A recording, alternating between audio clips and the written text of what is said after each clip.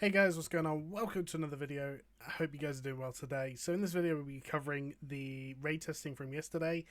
There was supposed to be two bosses, which was the Terrague and the Eye of the Jailer, or the End of the Jailer or something like that, which is the first and second boss in the new raid coming in Sanctum of Dominion, or Domination in 9.1, I believe.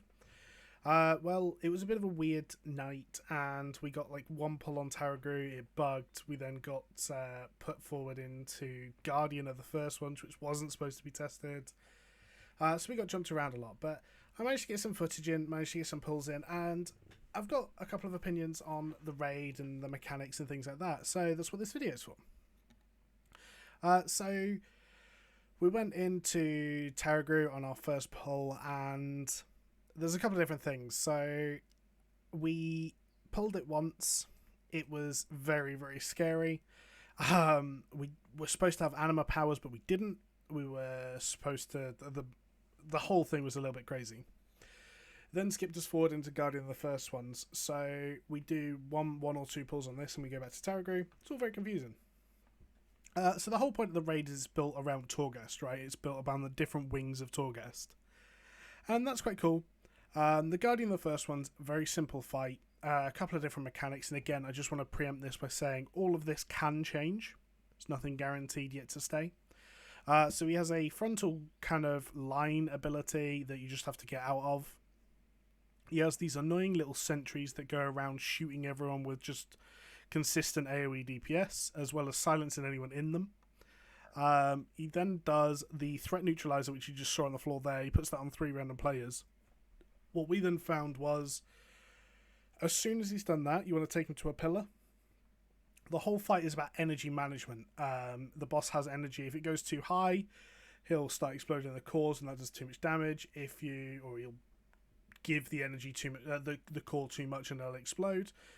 If you let him get to 0, he goes into meltdown and starts exploding. So it's about an energy management fight. It seemed very, very high healing requirement.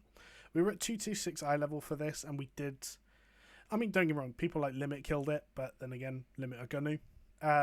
For me, this was a random group of people, and we did struggle a little bit. This is probably one of our better pulls that you can see here, and yeah, it was interesting. I think the fight itself had some cool mechanics, and yeah, I don't think it's a very difficult fight. Now, again, this was on Heroic, so we haven't seen any of the Mythic mechanics, but yeah, I think it was quite an interesting fight. So let's skip it forward a little bit, and we then go back to Terrague. So again, there was this whole running round period of him just not spawning. So the idea of Terrague is it's you run round, and there are 4 mobs that you can get anima powers from. Now, I'm not sure how much I like this. If you look at the anima powers I get, so this is the first one that I'm going to get here. I basically suck an anima ball out, and then I click on the anima ball to get a power. I probably could have chose a better one. I chose the jumpy one. It's not great. And it doesn't really offer anything in the fight either. We then continue. There's a little bit of trash. The trash wasn't heavy, which was nice. We go around and collect some more anima powers. And so there is this anima siphon, which means you can remove your anima powers. I'm not sure if you can then go collect more. We didn't test that, but yeah, it was a bit of an interesting one.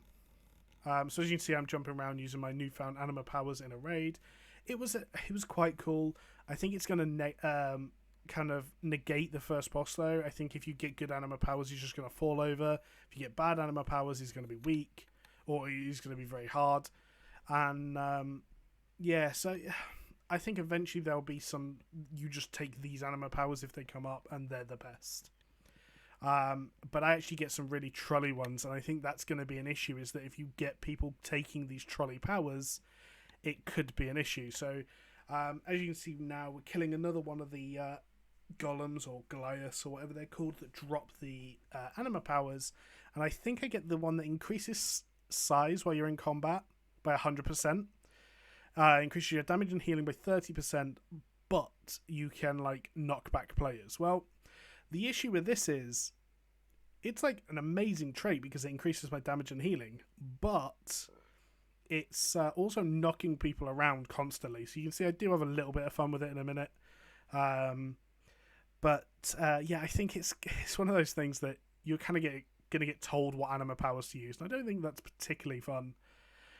I don't think Torghast is well enough received personally, and I'm interested to hear your guys' opinion on this. I don't think Torghast is well enough received personally for this to be well received.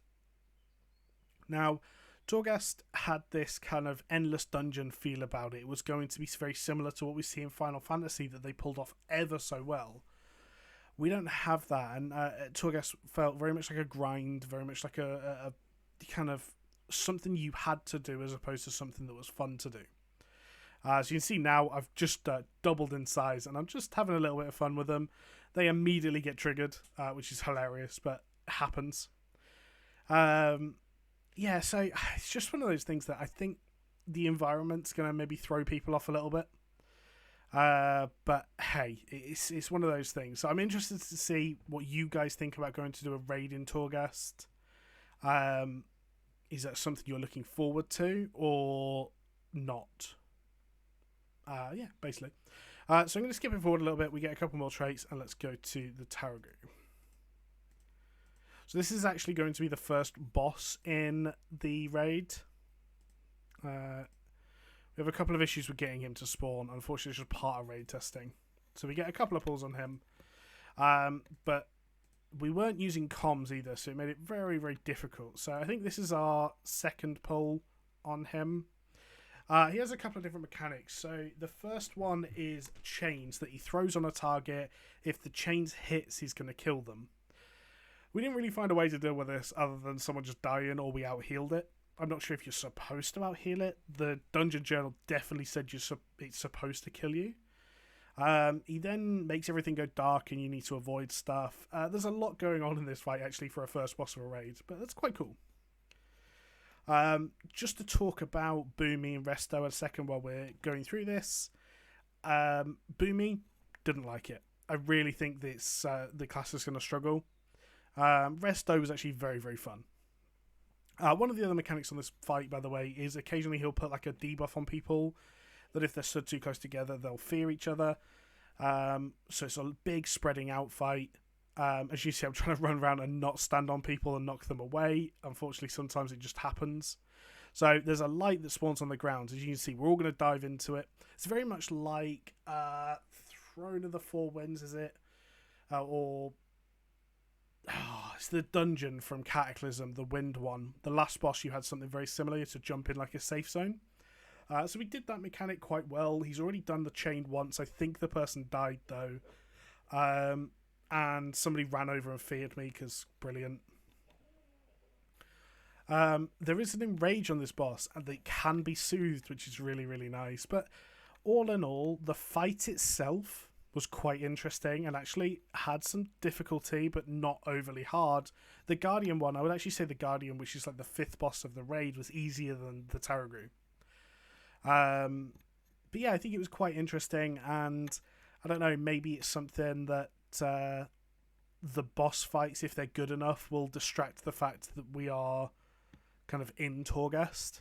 Because I certainly don't want to be farming Soul Ash with this. But potentially we won't have to farm Soul Ash anymore. That's one of the big changes in 9.1 is that you don't need Soul Ash to get the rank 5 and rank 6 legendary, which could be quite cool. So, yeah, there's some interesting stuff here. So I'm going to jump straight into the Guardian of the First One's footage that we had now. And again, I think this was my favourite fight of the night that we got to test. So let's just skip forward till we get a couple of pulls in. I was playing Boomy here, and I'm trying Fury of Elune out. Now, yeah, we didn't have like DBM or any any timers or anything like that. So opening with very similar rotation as I would on live, double Wrath into Star Surges to use my boat procs into dots. The only difference is then I'm popping Fury of Elune in Colin to Convoke. And I was still able to pull decent single target damage apparently, but I was pulling nowhere near what I was capable of pulling on live. So again, we're just learning this fight. I'm just trying to figure out what the light does, and he's going to form his second sentry now, and they just run around and shoot laser beams at people. So I believe the boss gets down to 0 energy. Oh no, he gets dragged to the core, that's it. So he gets dragged to the core, and what happens is the core spawns like a little area that's safe inside it. You take 90% less damage. Outside of it, you just get one shot. So it's all about good group movement, good tank movement, and yeah, it was interesting to see. So let's jump into the second pull. Again, just spoilers, we don't get a kill tonight in any of these bosses. It was purely there, just randoms, just to test some stuff and have a bit of a laugh. And it was quite good. It was a shame we didn't use comms. I think we could have had a lot more success had we have used comms. But nice and bursty at the start of the fight. Again, this is disintegration. Just got to run out of it. Very easy mechanic. Then get into... So he's going to form a second sentry in a second. Okay, so he does a tank mechanic. Does a two-part tank mechanic. One tank takes one part, one tank takes the other. He then forms a second sentry. And then he's going to put threat neutralized on 3 people, which will come in any time now. Here it comes. So 3 people have to run out with AoEs, and everybody else then should be moving to a pillar and grouping up. This is where, unfortunately, we didn't have the comms to kind of cleanly communicate this. But I don't think the boss was as hard as we were making it. I think it was very easily doable, and again, limit killed both bosses, so it's very, very killable. But yeah, so it was quite an interesting fight. I didn't quite feel like so much like I was in Torghast here. I'm not sure if you can have anima powers for this boss. If you can have anima powers for the whole raid, that'd be weird and interesting. Maybe, I don't know. But yeah, so let me know what you guys think of the raid, or any testing, any streams you've watched, things like that. Definitely interested to hear. And after that, thanks for watching, and catch you later. Goodbye, guys.